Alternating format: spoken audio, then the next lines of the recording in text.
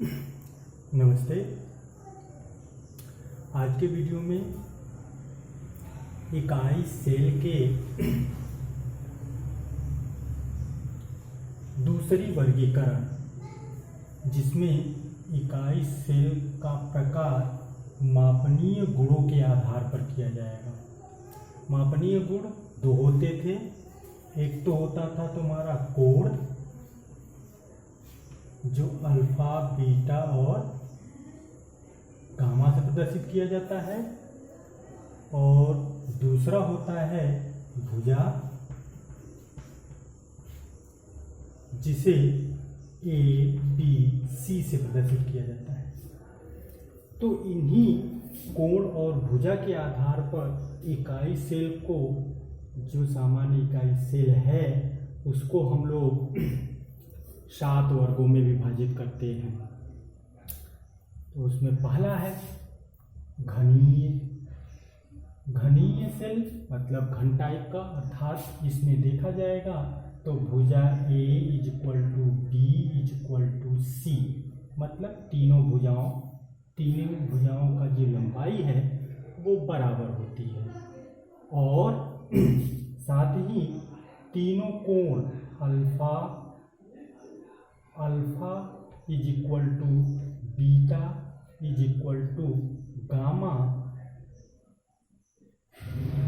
Gamma और =90 अंश।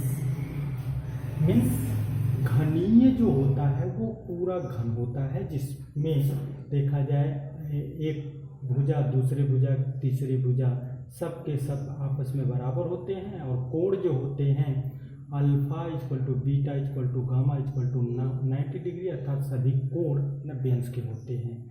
तो उसको तो हम लोग घनीय सेल कहते हैं, घनीय इकाई सेल कहते हैं। दूसरा है द्विसमलंबाक्ष। मीन्स दो भुजा समान लंबाई के होंगे, बाकी कोण, सभी कोण आपके 90 अंश के होंगे। अर्थात कहने का अर्थ हुआ A = B ≠ C। दो A और B बराबर हो गए, अर्थात द्विसमलंबाक्ष। और इसमें कोण जो होंगे अल्फा = बीटा = गामा = 90 डिग्री। ये द्विसमलंबाक्ष। तीसरा है विषमलंबाक्ष। विषमलंबाक्ष का अर्थ होता है कि तीनों की तीनों भुजाएं एक दूसरे के बराबर न हो, अर्थात A ≠ B ≠ C, लेकिन कोण वही 90 अंश के होंगे सभी।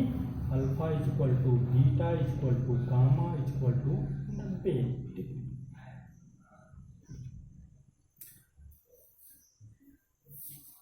चौथा है षटकोणीय। षटकोणीय का अर्थ होता है कि षटकोण 6 कोण वाला बने। 6 कोण तभी बनेगा जब एक कोण 120 अंश का होगा। अर्थात कहने का अर्थ हुआ कि षटकोणीय इकाई सेल में दो भुजा बराबर होते हैं। A = B but not C।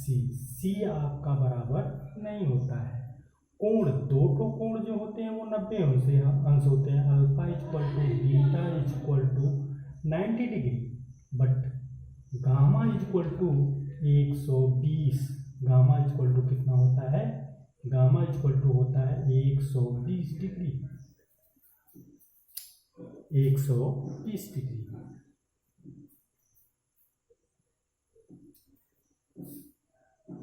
पांचवा है त्रिकोणीय। त्रिकोणीय में सभी के सभी जो कोण होते हैं वह 90 अंश के नहीं होते हैं, और सभी भुजाएं आपस में बराबर होते हैं। त्रिकोणीय जो होते हैं, भुजा जो होती है वह बराबर होते हैं, परंतु कोण 90, सभी कोण 90 अंश के नहीं होते हैं। अर्थात कहने का अर्थ हुआ A = B = C, but alpha = beta = gamma = not 90 degree. कहने का अर्थ हुआ कि सबके सब बराबर होंगे, लेकिन 90 अंश के नहीं होंगे। 90 अंश से अधिक भी हो सकते हैं, 90 अंश से कम भी हो सकते हैं। छठा है एकनताक्ष। एकनताक्ष में सभी जो भुजा होते हैं वे सभी भुजाएं जो होते हैं वे विषम होते हैं, मतलब बराबर नहीं होते हैं, अर्थात A is not B is not C. दो कोण alpha is equal to beta 90 degree, but gamma 90 degree का नहीं होता है।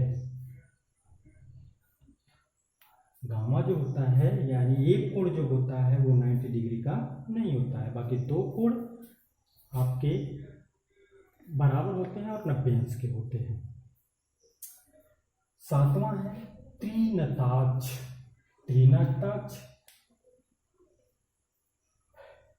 त्रिनताक्ष इकाई सेल में जो भुजा होते हैं वे आपस में बराबर नहीं होते हैं, यानी A is not B is not C, but लेकिन कोण भी सभी के सभी आपस में बराबर नहीं होते हैं, आपस में बराबर भी नहीं होते हैं और 90 अंश के भी नहीं होते, अर्थात alpha is not beta is not gamma is not 90 degree के भी नहीं होते हैं। इस तरीके से हम इकाई सेल के प्रकार उनके मापनीय गुणों के आधार पर 7 वर्गों में विभाजित किया गया है। यहाँ पर एक बातें और भी है कि जो सेल के 3 प्रकार होते हैं, सेल के 4 प्रकार बताया गया था, सामान्य घनीय, दूसरा अंतःकेंद्रीय घनीय इकाई सेल, तीसरा फलक केंद्रीय इकाई सेल और चौथा था कोर केंद्रित इकाई सेल। तो यह देखा गया है कि ये जो सामान्य घनीय इकाई सेल है इसमें 3 प्रकार के घनीय सेल पाए जाते हैं, अर्थात BCC, FCC और ये सामान्य, और द्विलंबाक्ष में 2 प्रकार के पाए जाते हैं और विषम लंबाक्ष में 4 प्रकार के पाए जाते हैं, मतलब आपके सामान्य भी होंगे और FCC यानी फेस सेंटर्ड क्यूबिक यानी कि फलक केंद्रित, और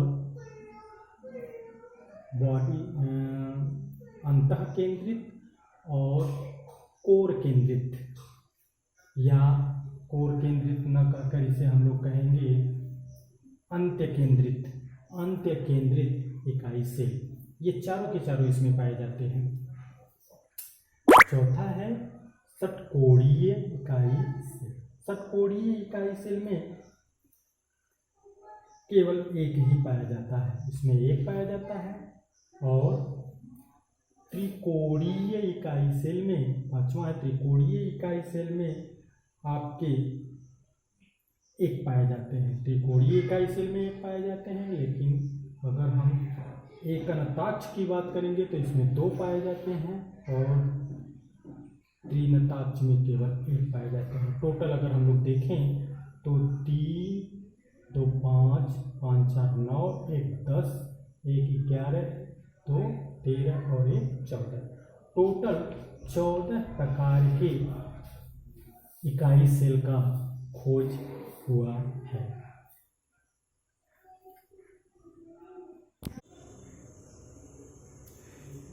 इसके बाद अगला टॉपिक आपका है इकाई सेल में कणों की संख्या। इकाई सेल में कणों की संख्या, कि इकाई सेल में कणों की संख्या कितनी होगी। एक कोई इकाई सेल है तो उसमें कितने कण उपस्थित हो सकते हैं, इसके लिए 4 नियम हैं। उस चारों नियम को समझने के बाद हम क्रमशः इकाई सेल में कणों की संख्या ज्ञात करेंगे। पहला है कोने पर उपस्थित कण का 1/8 भाग, मीन्स अगर किसी भी इकाई सेल में कोने पर, उसके कोने पर अगर कोई कण उपस्थित है तो उस कण का, उस इकाई सेल के लिए उस कण का 1/8 भाग ही प्रयोग में आता है। पहली बात समझ में आ गई।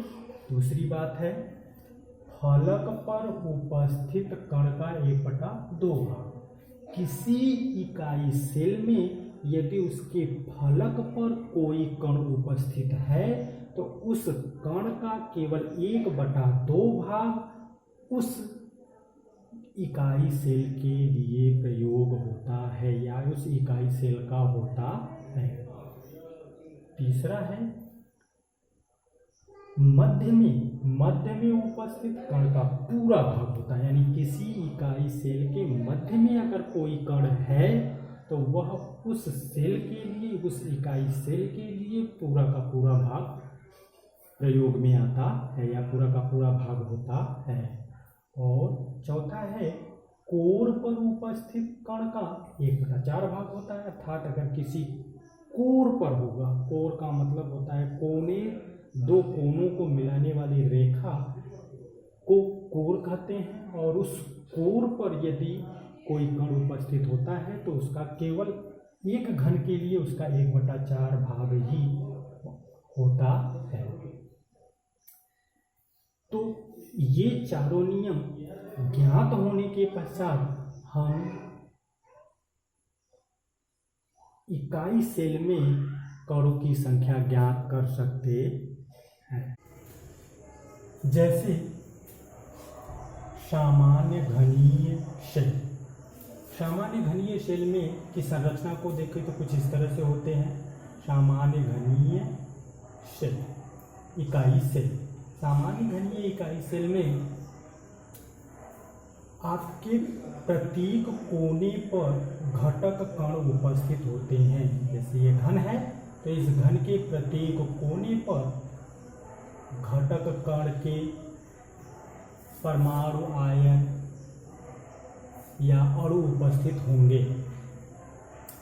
तो अभी नियम हमने पढ़ा कि एक इकाई सेल में कणों की संख्या ज्ञात करने के जो 4 नियम हमने पढ़ा, उस नियम से अगर पहले नियम की बात करें तो उसमें दिया था, बताया गया था कि कोनों पर उपस्थित, ये घन का कोण है, इस कोण पर उपस्थित जो कण होंगे उसका 1/8 भाग इस घन के लिए प्रयोग होता है। 1/8 भाग इस घन के लिए प्रयोग होता है। तो अगर हम देखेंगे तो इसमें एक के लिए 1/8 भाग, यानी कुल कोनों की संख्या देखा जाए तो 1 2 3 4 5 6 7 8 कोने होते हैं। तो 8 कोने पर जब परमाणु होंगे तो उनके सारे के सारे 8 कोने का 1/8 भाग होगा। अर्थात इसका अर्थ हुआ कि अगर हम 1/8 में 8 का मल्टीप्लाई कर दें तो सभी कोनों के कणों की संख्या इस घन में प्रयोग या उपलब्ध होने वाली मात्रा हमको पता चल जाएगी। अर्थात कहने का अर्थ हुआ कि कुल कणों की संख्या क्या होगी, कुल कणों की संख्या ये हो जाएगा आपका 1/8। एक कोण का होगा, 8 कोने हैं तो 8 का मल्टीप्लाई कर दें तो बराबर होगा कितना, 1। यानी सामान्य घनीय सेल में कुल कणों की संख्या 1 होगी। दूसरी बात आती है, जैसे दूसरा उदाहरण लिया जाए, फलक केंद्रित इकाई सेल, इसको FCC, face centred cubic unit cell कहते हैं। अगर इसकी हम स्ट्रक्चर की बात करेंगे तो देखते हैं कि इसके इस तरह से कुछ संरचनाएं होती हैं फलक केंद्रित इकाई सेल का। तो अगर हम इस तरह की संरचना में देखें तो इसमें भी एक घन टाइप का बना हुआ है, और घन में बना हुआ है तो सभी कोने पर एक एक कण है ही। तो जब सभी कोने पर एक एक कण है तो जाहिर सी बात है कि 8 कोने हैं, और 8 कोने पर अगर होंगे तो उसका कितना होगा कुल टोटल, जैसे पिछले की तरह, तो हो जाएगा 1/8 गुणे 8 इज इक्वल टू कितना हो जाएगा 1। ये तो कोनों पर का होगा। लेकिन दूसरा नियम ये बताता है कि अगर फलक पर उपस्थित होगा कोई कण तो उसका 1/2 भाग होगा। तो कितने फलक होंगे, 1 फलक, 2 फलक, 3 फलक, 4 फलक, एक आगे वाला फलक 5 और एक पीछे वाला फलक 6, यानी 6 फलक होंगे। और 6 फलक पर अगर परमाणु होंगे तो उसका 1/2 भाग ही होगा, अर्थात 1/2 गुणे 6। ऐसा कर लें तो टोटल आएगा 2 3 6 अर्थात 3। अगर हम 3 को 1 में जोड़ देते हैं तो टोटल आता है 4। यानी फलक केंद्रित इकाई सेल में कणों की संख्या अगर हम लोग देखें तो वो आएगा 4। इस तरीके से हमने 2 तो निकाल लिए। अब आपके लिए एक क्वेश्चन बनता है कि फेस यानी बीसीसी यानी अंतः केंद्रित इकाई सेल में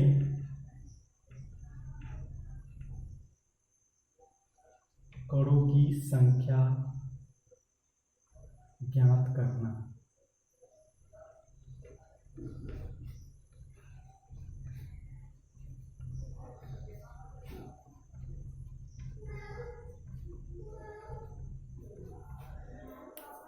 अंतः केंद्रित इकाई सेल में कणों की संख्या ज्ञात करना, ये आप लोगों को निकालकर हमें हमारे व्हाट्सएप पर भेज देना है।